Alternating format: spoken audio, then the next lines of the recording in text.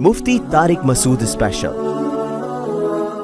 Mohammad Shoaib India से अगर शौहर बीवी को 3 तलाक दे दे और फिर शौहर बीवी दोनों एक दूसरे के साथ रहने पर रजामंद हों तो फिर भी औरत को हलाला और इद्दत करनी चाहिए। इंडिया से किसी ने पूछा है, मेरे शौहर बहुत गुस्से वाले हैं, छोटी छोटी गलती पर ताने देते हैं और मेरे घर वालों के बारे में भी ताने देते हैं। मामला ज़्यादा ना बिगड़ जाए इसलिए मैं अपने मैके में नहीं बताती हूँ। मेरे शौहर मुझे कुछ भी ला कर दें तो एहसान जताते हैं कि तू इस लायक नहीं। कोई भरोसा नहीं कि किस वक्त किस बात पे बिगड़ जाए। मुझे बहुत बेइज्जत करते हैं। अगर मेरी गलती ना हो और मैं जवाब दूं तो मुझे मारते भी हैं। मैं बहुत परेशान हूँ, रो रो कर मेरी तबीयत ख़राब हो जाती है। मेरी मदद कीजिए। देखें, आप अपने घर वालों को बता दें, मामला बिगड़ जाए तो बिगड़ जाए। अब इतना बिगड़ गया और कितना बिगड़ेगा। तो बाज़ लोग मोहब्बत से, नसीहत से बात समझ लेते हैं, बाज़ लातों के भूत होते हैं, हाथों से नहीं मानते। शादी खुशियों के लिए की जाती है, इसलिए नहीं की जाती है कि मामलात बिगड़े और मारे खाएं और बिला वजह की जो है ना ताने सुनते रहें। मुझे नहीं पता आप सच बोल रही हैं, गलत बयानी कर रही हैं। बाज़ दफ़ा शौहर गलत बयानी कर रहा होता है बीवी के बारे में, बाज़ दफ़ा औरत गलत बयानी कर रही होती है। जो जब तक दोनों तरफ से हालात ना सुने जाएं, बात पता नहीं चलती कि असल मामला है क्या। लेकिन बहरहाल अगर सही कह रही हैं आप जो कुछ आपने अपने हस्बैंड के बारे में बताया वो सच है, तो फिर आपको चाहिए आप अपने घर वालों को बताएं, अपने भाइयों को, रिश्तेदारों को, मर्दों को, ताकि वो आपके शौहर के जो नट बोल्ट हैं वो टाइट करें और उनके सॉफ्टवेयर अपडेट करें। फिरोज़ साहब यूपी से, मेरी बीवी 3 साल से अपनी माँ के घर है। बात करता हूँ तो तलाक मांगती है, बदतमीज़ी करती है, पैसों की डिमांड करती है। वो चाहती है मैं अपने वालिद और वालदा को छोड़ दूँ। वो बोलती है या तो तू मेरे साथ रहो या अपने माँ बाप के साथ। क्या करना चाहिए? देखें, अगर आपके माँ बाप की खिदमत करने वाला कोई मौजूद है और नहीं बन रही बीवी की माँ बाप के साथ, तो बेहतर यही है कि उसको माँ बाप से अलग करीब में कहीं घर लेके दे दें, ताकि आप माँ बाप की खिदमत भी करते रहें, बेगम की खिदमत भी करते रहें। इसके बाद भी वो बदतमीज़ी करती है तो फिर आप समझ लें, सोच लें क्या करना है, रखना है या छोड़ना है उसको।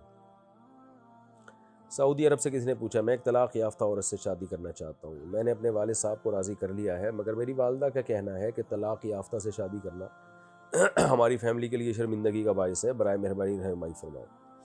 भाई, ये अब्बा से बोल दें कि अब्बा, अगर हमारी किसी बहन बेटी को, आपकी बेटी को या हमारी बहन को तलाक हो गई और फिर कोई दूसरा अच्छा रिश्ता आ रहा हो और वो भी ये कहे कि मैं तलाक याफ्ता से शादी नहीं करूँगा क्योंकि बेइज्जती की बात है, तो आप पे क्या गुजरेगी? तो इसलिए सोसाइटी में इसको ख़त्म करें। जहाँ दिल चाह रहा है वहाँ शादी करो, तलाक याफ्ता हो या कंवारी हो, इससे कोई फ़र्क नहीं पड़ता। इसलिए कर लें आप ऐसी की तैसी। अस्तग़फिरुल्लाह, यानी आप समझते हो मेरा स्टाइल चेंज हो जाता है इन मसाइल में। तो ये कोई बेइज्जती की बात नहीं है। हाँ, वो लड़की गलत ख़ानदान की है, फिर बेइज्जती की बात है। तो तलाक़ याफ्ता होना बेइज्जती की बात नहीं है। लड़की का ख़ानदान ठीक नहीं है, लड़की की हरकतें ठीक नहीं है, तो भले वो तलाक़ याफ्ता हो, बेशक वो कंवारी हो, दोनों सूरतों में उससे निकाह ना करें। पुर्तगाल से किसी ने पूछा, मैं मुसलमान हूँ, शादीशुदा हूँ, अपनी लाइफ में खुश हूँ। वाह वाह वाह वाह, सुभान अल्लाह। लेकिन एक गैर मुस्लिम लड़की मुझसे कह रही है कि अगर तुम मुझसे शादी करोगे तो मैं मुसलमान हो जाऊँगी, अगर तुम नहीं करते तो मैं मुसलमान नहीं होंगी। ऐसी सूरत में मुझे क्या करना चाहिए? अगर मैं शादी नहीं करता तो कल क़यामत के दिन गुनहगार होऊंगा। अगर वो लड़की मुसलमान नहीं होती और इस तरह मर जाती है तो क़यामत के दिन इसका गुनाह मेरे सर पे होगा कि नहीं? देखें, उस लड़की से कहें कि आप इस्लाम कबूल करें, चाहे मैं आपसे शादी करूं या ना करूं। शादी का इस्लाम से ताल्लुक़ नहीं है, बल्कि यूँ कहना चाहिए इस्लाम का शादी से ताल्लुक़ नहीं है। तो इस्लाम अगर दीन बरहक़ है तो आपने कबूल करना है, दीन बरहक़ नहीं है तो कबूल नहीं करना आपने, अगर आपको लगता है। तो हम तो यही कहेंगे दीन बरहक़ है, लिहाजा आप कबूल करें इस्लाम, तो उसको शादी से ना जोड़ें। बाकी ये कि बाज़ दफ़ा ये होता है लड़की को दिल से इस्लाम पसंद होता है, लेकिन उसको डर ये होता है कि अगर मैंने इस्लाम कबूल किया तो मुझे कोई सहारा देने वाला नहीं है, तो मुझ पर आजमाइशें बहुत आएंगी। तो ऐसी सूरत में गैर मुस्लिम लड़की मुसलमान लड़के से कहती है, भाई मैं इस्लाम लाती हूँ लेकिन मुझे कहीं सहारा तो मिले, मुझे कोई बीवी तो बनाए। तो अगर हम बीवी बनाने के लिए तैयार हो तो फिर मैं ये कुर्बानी देने के लिए तैयार हूँ, इस्लाम ले आऊँगी। अगर बीवी बनाने के लिए तैयार नहीं हो तो मैं ये आजमाइश में नहीं आ सकती। तो भाई उस खातून से कहें कि देखें, अगर ये मसला है ना तो फिर आप इस्लाम कबूल कर लें, उसको ज़ाहिर ना करें दुनिया के सामने। ये भी होता है बाज़ दफ़ा ना कि इस्लाम कबूल कर लें, आपको पता है अगर बता दिया उसने तो बहुत मारते हैं रिश्तेदार, जान से भी मार देते हैं बाज़ दफ़ा। तो उससे कहें लड़की से कि भाई तुम इस्लाम तो कबूल करो ना, कलमा शहादत पढ़ लो, छुप छुप के नमाज़ पढ़ा करो, तो बाकी अल्लाह माफ़ करने वाला है। जब समझो कि भाई तुम में इतनी ताकत आ गई है तो फिर अपने इस्लाम को नुमाया कर दो, ज़ाहिर कर दो। तो अगर इस पर भी एग्री हो जाती है ठीक है, लेकिन होता यही है कि बाज़ दफ़ा लड़कियां ये कह रही होती हैं कि भाई कोई सहारा देगा तो हम मुसलमान होंगे। तो उनका मकसद ये नहीं होता कि हम शादी के लिए मुसलमान हो रहे हैं, بلکہ مقصد یہ ہوتا ہے کہ ہم مسلمان تو ہو ہی رہے ہیں لیکن کوئی سہارا دے تو ہم پھر اس کو اعلان کریں. تو اگر ایسی صورتحال ہے تو پھر آپ کو شادی کر لینی چاہیے، لیکن نہیں کریں گے تو گناہگار نہیں ہوں گے آپ. یعنی یہ نہیں ہوگا کہ وہ اسلام نہ لانا آپ کے کھاتے میں ڈالا جائے گا. ہاں یہ ضرور ہے کہ ایک محرومی کی بات ہو جائے گی کہ ایک عورت کو مسلمان کرنے کا موقع ملا تھا، آپ نے ضائع کر دیا. نبی صلی اللہ علیہ وسلم نے فرمایا لَأَن يَهْدِيَ اللَّهُ بِكَ رَجُلًا وَاحِدًا خَيْرٌ لَكَ مِنْ حُمْرِ النَّعَمِ. کہ اللہ تمہارے ذریعے سے کسی ایک شخص کو بھی ہدایت دے دے، سرخ اونٹوں سے زیادہ یہ تمہارے لیے بہتر ہے. سرخ اونٹ اس وقت کی یوں سمجھ لیں کہ BMW آپ سمجھ لیں. تو بہت بڑی نعمت ہے یہ کہ آپ کے ذریعے اللہ کسی ایک کو ہدایت دے. تو یہ تو مسئلہ ہو گیا. بہرحال آپ شادی نہیں کرتے اور وہ کفر میں مرتی ہے تو آپ گناہگار نہیں ہوں گے، لیکن کر لیتے ہیں تو آپ کو بہت زیادہ ثواب ملے گا. لیکن ایک آخری بات یہ کہ اگر اس لڑکی کو اسلام دل سے پسند نہیں ہے، صرف شادی ہی کے چکر میں کر رہی ہے، یعنی ایسی صورتحال نہیں ہے جو میں نے بتائی ہے کہ اس کو خطرات ہوں، اسلام لانے میں یا نہ لانے میں کوئی خطرات نہ ہو اس کو، تو محض آپ سے شادی کے چکر میں کر رہی ہے، پھر نہیں کریں بھائی. پھر بولیں بھائی اسلام اللہ کا دین ہے، اس کے کسی کی شادی سے تعلق نہیں ہے. تو اس لیے پھر بولیں بھائی تم مسلمان ہونا ہے ہو، نہیں ہونا ہے نہیں ہو. شادی میری مرضی کرنا ہوگا کروں گا، نہیں کرنی ہوگی نہیں کروں گا. محمد شعیب انڈیا سے اگر شوہر بیوی کو 3 طلاق دے دے اور پھر شوہر بیوی دونوں ایک دوسرے کے ساتھ رہنے پر رضامند ہوں تو پھر بھی عورت کو حلالہ اور عدت کرنی چاہیے.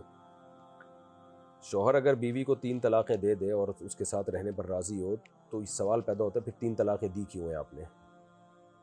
اگر آپ رہنے پر راضی تھے تو 3 طلاقیں کیوں دی ہیں؟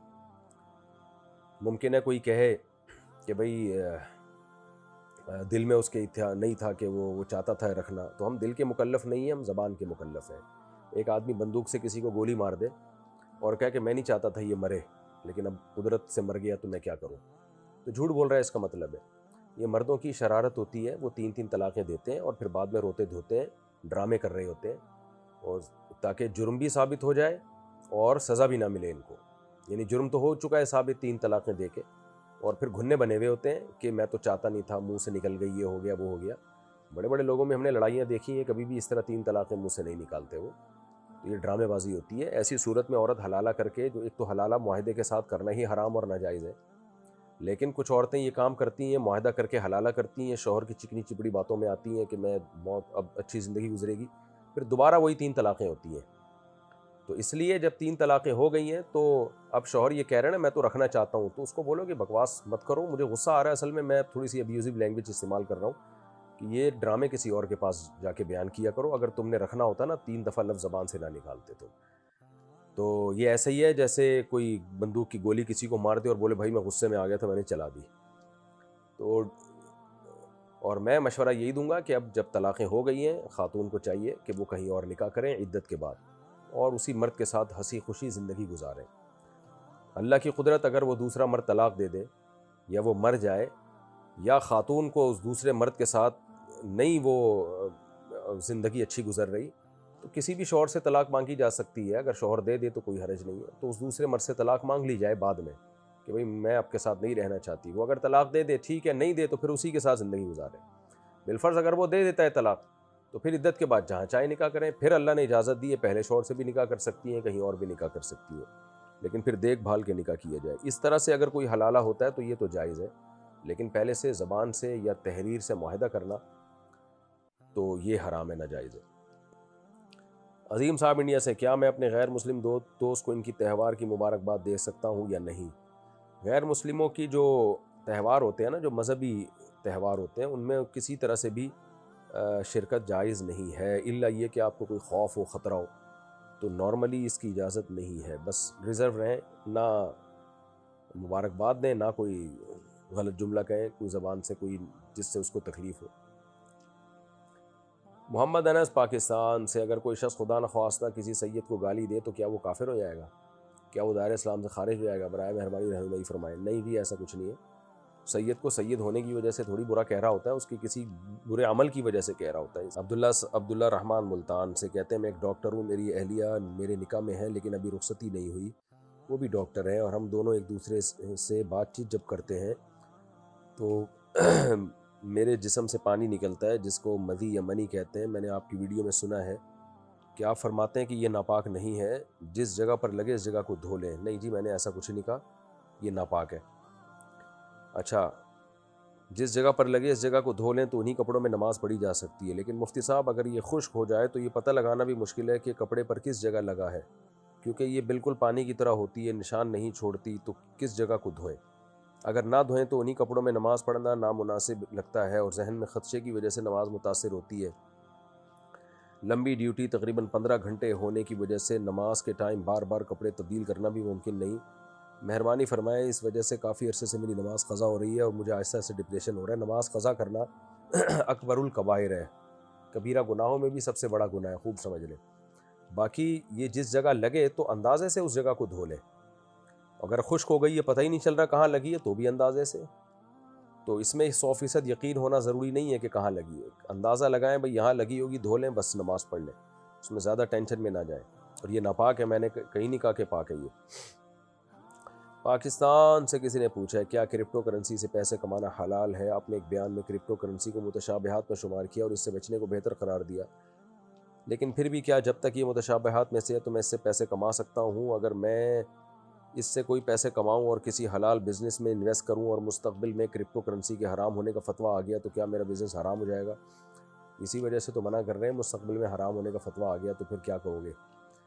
تو دیکھیں، اس کے بارے میں جو اس کے ماہرین ہیں نا، وہ بہت ہی اختلاف ہے ان میں، اس لیے علماء کوئی رائے قائم نہیں کر پا رہے ہیں. جو اس کے سافٹ ویئر انجینئرز ہوتے ہیں، جو کرپٹو کرنسی کے ماہرین ہیں، سائنٹسٹ ہیں، ان سے ہم نے جب آرا لی ہیں تو وہ خود ہی اس کو ایکسپلین کرنے میں ان کی آرا بہت زیادہ مختلف ہے. اس لیے میں نہیں کہہ رہا کہ حرام ہے یا حلال ہے، فتویٰ نہیں دے رہے ہم اس بارے میں. اور اسی وجہ سے نہیں دے رہے کہ آج ہم حلال کہہ دیں، لوگ شروع کر دیں، کل ہم کہہ دیں حرام ہے تو ایک بیڑا غرق ہو جائے گا. آج ہم کہہ دیں حرام ہے اور لوگ بچیں، کل ہم کہہ دیں حلال ہے تو لوگ کو کہیں گے لو بھائی آج ہم کتنا پیسہ کما لیتے. تو ایسی ہی چیزوں کے بارے میں حدیث میں آتا ہے الحلال ابین والحرام ابین، حلال حرام واضح، کچھ چیزیں متشابہات میں سے ہیں، مشتبہات میں سے. تو آپ صلی اللہ علیہ وسلم نے فرمایا جو مشتبہات میں سے بچے گا وہ اپنے آپ کو بچا لے گا. تو آپ دارالعلوم کورنگی رابطہ کریں، حضرت مفتی تقی عثمانی صاحب، اسی طرح جامعۃ الرشید میں بھی دیگر جو سینئر علماء ہیں. ابھی تک کوئی مضبوط رائے نہیں ہے. کچھ جونیئر علماء نے جواز کا فتویٰ دیا ہے، لیکن ان کی رائے پر سینئر علماء کو اطمینان نہیں ہے، تو اس لیے خاموشی اختیار کی ہے. اس میں احتیاط یہی ہے کہ اس سے ایوائڈ کریں. اور اگر کسی کو کسی مفتی کی رائے پر اعتماد ہے تو اس کے فتوے پر وہ عمل کر سکتا ہے. کویت سے کسی نے پوچھا ہے میں جس سے بھی محبت کرتا ہوں، خواہ وہ کوئی بھی ہو، تو خدا مجھ سے وہ چھین لیتا ہے. پتہ نہیں خدا مجھ سے کیا چاہتا ہے، خدا میرے ساتھ ایسا کیوں کرتا ہے؟ سمجھ میں نہیں آتا کہ خدا مجھ سے کیا چاہتا ہے. خدا آپ سے یہ چاہتا ہے کہ آپ صرف خدا سے محبت کریں. اللہ کو آپ سے بہت زیادہ محبت ہے. اللہ چاہتے ہیں کہ دنیا کی چیزوں سے دل نہ لگاؤ، اللہ سے محبت کرو. تو ایک دفعہ اللہ سے دل لگا کے دیکھیں، انشاءاللہ اللہ آپ سے دور نہیں ہوگا اور خوب آپ کی زندگی میں لطف اور مزہ پیدا ہو جائے گا. محمد حسنین ملتان سے، کیا ویڈیو گیم کی اپلیکیشن بنا کر گوگل، اب یہ بار بار ایک ہی سوال پوچھ رہے ہیں بھائی. ارسلان صاحب ڈیرہ اسماعیل خان سے، دل میں اگر گندے خیالات آ رہے ہوں مگر اس پر عمل نہ ہو تو کیا پھر بھی پکڑ ہوگی؟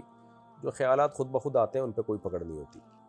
رحیم سمالانی کوئٹہ سے، اگر کوئی شخص اپنی بیوی سے جھگڑا کرتے ہوئے بول دے کہ ہمیں تم سے کوئی مطلب نہیں یا ہم سے مطلب مت رکھنا، حالانکہ اس کی نیت یہ نہ ہو کہ طلاق دوں یا پھر چھوڑ دوں، تو کیا اس طرح کہنے سے طلاق ہو جاتی ہے؟ نہیں ہوتی جی. اقرا آصف اتر پردیش انڈیا سے، 2 سال پہلے کی بات ہے، میں ایک رات اپنے بستر پہ لیٹی ہوئی تھی اور اچانک مجھے ایسا لگنے لگا جیسے بس ابھی میری موت ہو جائے گی. میں چاہتی تھی کہ مجھے اچھی حال میں موت آئے، اس لیے میں نے اٹھ کر 2 رکعت نفل نماز پڑھی، لیکن ایسا کچھ ہوا نہیں. لیکن مجھے پچھلے 2 سالوں سے ایسا محسوس ہو رہا ہے کہ بس اگلے ہی لمحے میری موت واقع ہو جائے گی. کبھی کبھی تو یہ بات اتنی یقینی ہوتی ہے کہ میں کلمہ پڑھنے لگتی ہوں. ہر رات میں جب سونے کے لیے بستر پر لیٹتی ہوں تو اس بات کا یقین ہوتا ہے کہ اگلی صبح میری آنکھ نہیں کھلے گی. اکثر میں اپنے خوابوں میں کسی نہ کسی کا جنازہ دیکھتی ہوں. ایک دفعہ تو میں نے دیکھا کہ میں اپنے ہی جنازے کے پاس کھڑی ہوں. ہر وقت موت کا ڈر رہنے کا کیا مطلب ہو سکتا ہے؟ میں اپنے خواب میں جو جنازے دیکھتی ہوں ان کی کیا تعبیر ہوگی؟ اپنے خواب میں خود کا جنازہ دیکھنے کی کیا تعبیر ہے؟ آپ کو ڈر کوئی خوف لاحق ہو گیا ہے، اس لیے جنازے ہول سیل کے حساب سے آپ کو نظر آ رہے ہیں. آپ فوری طور پر کسی اچھے سائیکالوجسٹ سے یا سائیکیٹرسٹ سے رابطہ کریں، وہ آپ کا علاج کر دے گا انشاءاللہ. صلو علی الحبیب. اور روحانی عاملوں کے چکر میں نہ پڑیں، وہ بیڑا ہی غرق کر دیں گے. کسی ڈاکٹر کو دکھائیں، ٹھیک ہو جائیں گی. یہ کوئی ہوتا ہے وہ ہمارے دماغ میں کچھ کیمیکل اپ اینڈ ڈاؤن ہو جاتے ہیں، سیٹنگ آؤٹ ہو جاتی ہے، تو ڈاکٹر میڈیسن کے ذریعے یا کاؤنسلنگ وغیرہ کے ذریعے وہ سیٹنگ کو سیٹ کر دیتے ہیں، لیکن کوئی اچھی لیڈی ڈاکٹر ہو اس سے رابطہ کریں۔ محمد USA سے، الحمدللہ میں بال بچوں والا آدمی ہوں، میری بیٹیوں کی دوستیں کہیں ملتی ہیں تو کوئی ہاتھ ملا لیتی ہے یا بیٹیوں کی طرح گلے لگ جاتی ہے، مجھے بہت معیوب لگتا ہے اور ایک دم سے جھجک اور کنفیوژن میں ہاتھ بھی ملا لیتا ہوں، مجھے معلوم ہے کہ یہ نامحرم ہے مگر میں کیسے بچوں؟ ہماری فیملی میں تعظیم کے لیے بڑوں کے ہاتھ چومتے ہیں، تو میری بہو بھی عزت دینے کے لیے میرے ہاتھ چومتی ہے اور میں اس کے سر پر ہاتھ رکھ لیتا ہوں، کیا یہ ٹھیک ہے؟ بالکل ٹھیک نہیں ہے، غلط ہے، ناجائز ہے۔ بہو کا سسر کے ہاتھ چومنا تو دور کی بات، ہاتھ ملانا بھی جائز نہیں ہے سسر سے اس زمانے میں۔ اور اسی طرح یہ جو بچیاں ہیں جو آپ سے ہاتھ ملا رہی ہیں، اگر یہ بالغ ہیں یا بلوغت کے قریب ہیں تو بھی جائز نہیں ہے۔ آپ ان کو محبت سے سمجھا دیں، بیٹا پردہ کرنا چاہیے، ہاتھ نہ، سر پہ ہاتھ رکھ لیں بہو کے، اور یا کوئی بچیاں ہیں تو بس زیادہ سے زیادہ یہ کہ سر پہ ہاتھ رکھ لیں ان کے، اس سے آگے نہ جائے۔ تو باقی اتنا نیک بننا اور اتنا کہ مجھے شرم آتی ہے ان کو منع کرتے ہوئے، بھائی صاحب یہ کیا ہو رہا ہے؟ وہ گلے ملتے ہوئے شرم نہیں آ رہی، منع کرتے ہوئے شرم آ رہی ہے، جہاں شرم ہونی چاہیے وہاں ہونی چاہیے۔ بہرحال آپ کا جذبہ اچھا ہے، آپ کو فکر ہے، تو ان کو محبت سے سمجھا دیں اور بولیں کہ یہ نہیں کہیں کہ مجھے فتنے کا خطرہ ہے یا مجھے فتنے کا خوف ہے، نہ بولے ہمارا بیٹا یہ کلچر ٹھیک نہیں ہے، میں نے علماء سے سنا ہے کہ یہ جائز نہیں ہے۔ تو بہو کو بھی بولتے ہیں آپ میری بیٹیوں کی طرح ہو، سر پہ بس ہاتھ رکھو، تو بس اتنا اس کو بتا دیں عزت کے ساتھ۔ پاکستان سے کسی نے پوچھا، ایک عورت کو اس کے شوہر نے شادی کے 15 سال بعد طلاق دے دی، عورت 6 سال اپنے میکے میں رہی ہے اور اس دوران عورت نے کسی اور کے ساتھ اپنی مرضی سے نکاح کر لیا، لیکن رخصتی نہ ہوئی۔ گھر والوں اور رشتہ دار کے کہنے پر اثر 1.5-2 سال کے بعد لڑکی نے عدالت میں خلا کا دعویٰ دائر کیا۔ لڑکا سعودی عرب میں تھا، لیکن اس کو اس خلا کے دعوے کا علم تھا اور عدالت سے خلا ہو گئی۔ لڑکی کے پہلے شوہر نے بھی آگے کسی عورت سے شادی کر لی تھی۔ اب پہلے شوہر اپنی بیوی کو گھر لے آنے کی ٹھان لی پہلے شوہر نے، کیونکہ ان کا ایک بیٹا بھی ہے۔ عورت نے شرط رکھی کہ جس عورت سے شادی کی اسے طلاق دو، پھر سوچوں گی۔ مرد نے طلاق دے دی اور اپنی پہلی بیوی سے دوبارہ نکاح کر لیا، لیکن نکاح زبانی ہوا، گواہوں کی موجودگی میں ہوا۔ لڑکی کے گھر والے بھی شامل تھے، لیکن لڑکی کو ناحق مہر کا بتایا گیا، نہ دیا گیا، نہ ہی شوہر کا نام لے کر قبول کروایا گیا۔ بس شادی کے گواہان میں سے ایک نے لڑکی سے کلمہ پڑھنے کو کہا اور کلمہ پڑھوا کر چلا گیا۔ کیا اس لڑکی کا نکاح درست ہوا؟ پہلی بات تو یہ کہ اس خاتون نے جو عدالتی خلا لیا، پہلے تو وہ تحقیق کریں جو سعودی عرب میں جو بندہ ہے اس سے خلا لیا، وہ خلا شرعی طور پہ ٹھیک ہوا بھی کہ نہیں ہوا۔ تو اگر عورت نے کیس یہ کیا تھا کہ میں اپنے شوہر کے ساتھ رہنا چاہتی ہوں، شوہر کو بلا کے کہا جائے کہ یہ مجھے لے کے جائے اور میری حقوق ادا کرے، تو اگر عدالت نے یہ کیا تھا اور پھر بھی شوہر نہیں آیا اور پھر عورت نے مطالبہ کیا کہ پھر مجھے طلاق چاہیے شوہر سے، شوہر نے طلاق بھی نہیں دی، پھر عدالت نے عورت کو خلا کی ڈگری پکڑا دی، تو پھر یہ ہو گیا خلا۔ لیکن اگر عدالت نے ایسا کچھ نہیں کیا، جیسے کہ عدالتوں کو تکلف کی ضرورت ہی نہیں ہے، عدالتوں کو آج کل عورت کو خلا کا کیس کرتی ہے، عدالت خلا کی ڈگری تھما دیتی ہے اس کے ہاتھ میں، صرف اتنا کام ہوا ہے، تو پھر وہ سعودی عرب والے شوہر سے خلا ہوا ہی نہیں عورت کا، اس سے طلاق لینی پڑے گی۔ تو وہ پہلے خلا کے ڈاکومنٹس بھیجیں، وہ پڑھ کے فیصلہ کیا جائے گا کہ یہ سعودی عرب والے شوہر سے خلا ہوا بھی ہے کہ نہیں ہوا۔ بالفرض اگر وہ ہو گیا خلا، تو پھر جو دوسرا نکاح ہوا ہے تو اس میں عورت سے کلمہ پڑھایا گیا، اس کو پتہ تھا کہ میری شادی ہو رہی ہے، اور اس کو جب پتہ چلا کہ میری نکاح ہو چکا ہے، اس نے زبان سے انکار نہیں کیا، تو یہ اس کی طرف سے قبول ہی سمجھا جائے گا۔ لیکن یہ زیادہ امپورٹنٹ نہیں ہے کہ دوسرا نکاح ہوا کہ نہیں ہوا، پہلے امپورٹنٹ یہ ہے کہ سعودی عرب والے میاں سے خلا ہوا ہے کہ نہیں ہوا ہے، کیونکہ اگر اس کو پتہ ہی نہیں تھا یا اس کو پتہ تھا تو اس کو مہلت ہی نہیں ملی آنے کی یا صفائی بیان دینے کی، یا اس کو بیوی کو لے جانے کی مہلت ہی نہیں دی عدالت نے، تو پھر وہ خلا ہی ٹھیک نہیں ہوا ہے۔ رحیم سمالانی، اپنا شوق پورا کرنے کے لیے شکار کرنا، جانوروں پرندوں کو مارنا، زخمی کرنا، تکلیف دینا، پنجرے میں قید کرنا، کیا یہ دلیلوں سے ثابت ہو سکتا ہے کہ شکار جائز ہے یا پھر شکار ظلم ہے؟ دلیلوں سے یہ ثابت ہے کہ جانوروں کو اللہ نے انسان کے لیے پیدا کیا ہے، تو انسان اس سے فائدہ اٹھا سکتا ہے۔ ہاں، ظلم نہیں کر سکتا بلا وجہ، کہ کوئی فائدہ ہی نہیں اور آپ بلا وجہ جانور کو مار رہے ہو۔ یہ حدیث سے ثابت ہے، جیسے کسی نے بلا وجہ چڑیا بھی مار دی نا اور کھانے کی نیت سے نہیں، ویسے ہی تو وہ بھی گناہ گار ہوگا۔ اس طرح کی بہت ساری حدیثیں، آپ نے کتوں کو مارنے کا حکم دیا بلا ضرورت، کہ خام خواہ میں کتوں کو مارا جائے، تو جہاں ضرورت ہوگی وہاں مارا جائے گا۔ تو شکار بھی انسان کی ایک ضرورت ہے۔ نبی صلی اللہ علیہ وسلم نے فرمایا ارموا فإن أباكم كان راميا، کہ تمہارے باپ اسماعیل علیہ السلام وہ شکار کر کے کھایا کرتے تھے۔ تو اگر کوئی انٹرٹینمنٹ کے لیے بھی جنگل میں جاتا ہے اور شکار کرتا ہے، لیکن شکار کا مقصد کھانا ہو، یعنی اس جانور کو ضائع چھوڑنا نہ ہو، تو پھر یہ جائز ہے۔ اس کے ناجائز ہونے کی کوئی دلیل نہیں ہے، کیونکہ جانوروں کو اللہ نے پیدا انسانوں کے لیے کیا ہے۔ تو اگر آپ جاتے ہیں کسی جانور کا شکار کرتے ہیں، بے شک تفریح کے لیے ہی کرتے ہیں، لیکن آپ کی نیت یہ ہے کہ میں اس کو کھاؤں گا یا کسی غریبوں کو کھلاؤں گا، لوگوں کو دوں گا۔ جیسے کہ میں نے افریقہ کے جنگل میں جب ہرن کا شکار کیا، پہلی گولی پہ پہلے فائر پہ ایک ہرن کو مارا ہم نے، تو ذبح کیا، تو ہم نے وہاں جتنے مقامی لوگ تھے ان کو دے دیا اس کا گوشت، کہ وہ کھاؤ تم لوگ، تو وہ خوش ہو گئے۔ ہاں ویسے ہی مار مار کے بلا وجہ، جیسے صحابہ کرام میں بعض لوگ مرغیوں پہ نشانے بازی سیکھتے تھے، تو نبی نے عمل سے منع کیا کہ بھئی نشانے بازی کے لیے مرغیوں کو کیوں ہدف بنا رہے ہو، بے جان چیزوں کو ہدف بناؤ۔ مرغی کو جب شکار کرو جب کھانا ہو، اول تو مرغی کو گولی مارنے کی ضرورت ہی نہیں ہوتی یا تیر مارنے کی ضرورت ہی نہیں ہوتی، لیکن بہرحال ان کو کھانے کی نیت سے مارنا یا زخمی کرنا جائز ہے۔ باقی پنجرے میں قید کرنا ان جانوروں کو جائز ہے جو تھوڑے دنوں میں پنجرے میں مانوس ہو جاتے ہیں۔ بعض جانور کبھی بھی زندگی میں پنجرے میں مانوس ہوتے نہیں، وہ مر جاتے ہیں۔ آپ کو پتہ ہوتا ہے کہ میں نے اس کو پنجرے میں ڈالا تو یہ ٹینشن سے غم سے مر جائے گا، ایسے جانوروں کو قید کرنا جائز نہیں ہے۔ لیکن وہ پرندے، وہ جانور جن کو پنجرے میں ڈالا تو 2-4 دن تکلیف کے بعد وہ مانوس ہو جاتے ہیں، تو ان کو جائز ہے، کیونکہ انسان کی تفریح ہے یہ، تو اللہ نے جانوروں کو پیدا انسانوں کے لیے کیا ہے، اور اس میں پھر جانوروں کو بہت تکلیف بھی نہیں ہوتی، کیونکہ وہ اس پنجرے میں عادی ہو جاتے ہیں، تو ان کی عادی ہونے سے پتہ چل جاتا ہے کہ ان کو وہ تکلیف رہی نہیں ہے، بلکہ یہ اس ماحول کے عادی ہو گئے۔ جیسے طوطا آپ پالے 3-4 دن تو ادھر ادھر بہت پھڑپھڑائے گا، اس کے بعد اسی میں وہ یوز ٹو ہو جاتا ہے، اس کو بڑے مزے سے پھر رہ رہا ہوتا ہے اس میں۔ رحیم سمالانی کوئٹہ سے، اگر آدمی کا انتقال ہو جائے تو ان کے لیے قرآن، کلمہ، تسبیح وغیرہ پڑھ کر ان کو اصالہ ثواب کیا جا سکتا ہے یا نہیں، اور ان کو ثواب پہنچتا ہے یا نہیں؟ مدلل جواب میں پہنچتا ہے جی، جائز ہے، کیونکہ حدیث میں آتا ہے کہ ایک صحابیہ کا انتقال ہوا، آپ نے فرمایا کہ ایک صحابیہ نے کہا ان امی توفیت عنی افاتصدق عنہا، یا رسول اللہ میری والدہ کا انتقال ہو گیا، کیا میں ان کی طرف سے صدقہ کر سکتی ہوں؟ آپ نے فرمایا ہاں۔ تو اس سے پتہ چلتا ہے کہ صدقہ بھی ایک نیکی ہے نا، تو جیسے اپنے لیے نیکی کی جا سکتی ہے، مرحوم کے لیے بھی نیکی کی جا سکتی ہے۔ تو نبی نے ایک عام اصول اور ضابطہ بیان کر دیا۔ صدقہ تو ایک محض ایک علامت تھی کہ ایک نیکی ہے، تو یہ مطلب نہیں کہ صرف صدقہ ہی کیا جا سکتا ہے، تو کوئی بھی نیکی میت کے لیے اس حدیث سے پتہ چلتا ہے کی جا سکتی ہے۔ انڈیا سے کسی نے پوچھا، ایک لڑکا جس کی عمر 26 سال ہے، فیملی کی طرف سے رکاوٹوں کی وجہ سے وہ شادی نہ کر سکا کیونکہ اس کے بڑے بھائیوں کی بھی ابھی تک شادیاں نہیں ہوئیں، اس نے اپنے جذبات پر قابو رکھنے کی کوشش کی مگر ناکام رہا اور بدکاری کر بیٹھا۔ استغفر اللہ۔ اللہ نے اس کو بہت دیا، اچھی جاب، تیز ذہن وغیرہ، لیکن وہ اللہ کی طرف رجوع کرنا چاہتا ہے، لیکن قرآن کی ایک آیت کے مطابق پاک عورت کے لیے پاک مرد اور پاک مرد کے لیے پاک عورت، کیا اس کا مطلب یہ ہے کہ اللہ نے اس کو پاک مردوں کی لسٹ سے نکال دیا ہے؟ کیا وہ پاک مردوں کی لسٹ میں دوبارہ شامل ہو سکتا ہے؟ صورتحال بہت خراب ہے، معاملہ خودکشی کی طرف جا رہا ہے، اس لیے میں کہتا ہوں کہ بدماش بن کے شادی کیا کرو، جب اللہ نے آپ کو ذریعہ آمدن دے دیا تو پھر اس میں کسی کی نہ سنو، ورنہ زنا کی طرف جاؤ گے۔ بہرحال اب بدکاری بہت بڑا جرم ہے، کر لیا، توبہ کریں، روئیں اللہ کے سامنے، گڑ گڑائیں، معافی مانگیں، تو جو سچی معافی مانگ لے، سچی توبہ کر لے، گناہ چھوڑ دے، تو وہ اللہ کی نظر میں پاک دامن لوگوں میں ہی شامل ہے۔ تو اب ان سے کہیں نکاح میں تاخیر نہ کریں اور پرانے گناہ کو بھول جائیں، بس اب جلد سے جلد نکاح کریں۔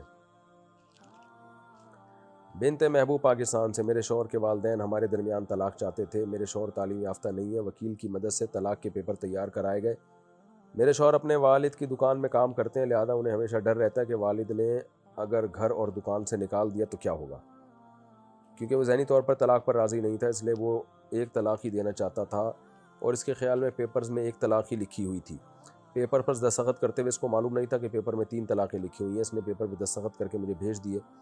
کیا اس طرح والدین کے دباؤ کی وجہ سے زبان سے طلاق کے الفاظ نکالے بغیر اور پیپر پر 3 طلاق کا معلوم نہ ہونے کی وجہ سے طلاق ہو گئی ہے کہ نہیں ہوئی ہے؟ دیکھیں، پیپر پہ 3 طلاق لکھی ہوئی ہوں تو بے شک آپ کو معلوم نہ بھی ہو، آپ نے سائن کر دیے تو ہو جائیں گی، آپ کو پڑھیں تو صحیح نا اس پہ کیا لکھا ہوا ہے، کوئی پڑھنے ہی نہ دے رہا ہو تو ایک الگ بات ہے، تو یہ عجیب بات ہے، طلاق نامہ آپ کے سامنے آئے اور آپ بغیر پڑھے سائن کر رہے ہو، اس لیے پیپر پہ 3 طلاقیں لکھی ہوئی تھیں، دے دی ہیں تو ہو گئی ہیں 3 طلاقیں۔ باقی دباؤ کتنا تھا شوہر پر، کیا خطرات تھے؟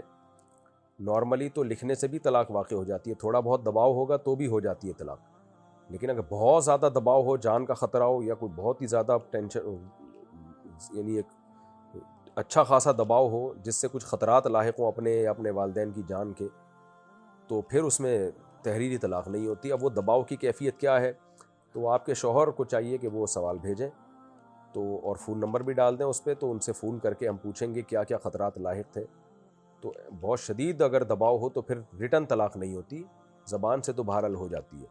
تو وہ دباؤ کیا تھا وہ، اور ان کی نیت تھی نہیں تھی، یہ سب باتیں شوہر سے ڈائریکٹ رابطہ کیے بغیر بتائی نہیں جا سکتی. لیکن آپ نے جتنی صورتحال بتائی ہے اتنی ہی اگر ہے تو پھر اس سے طلاقیں واقع ہو گئی ہیں.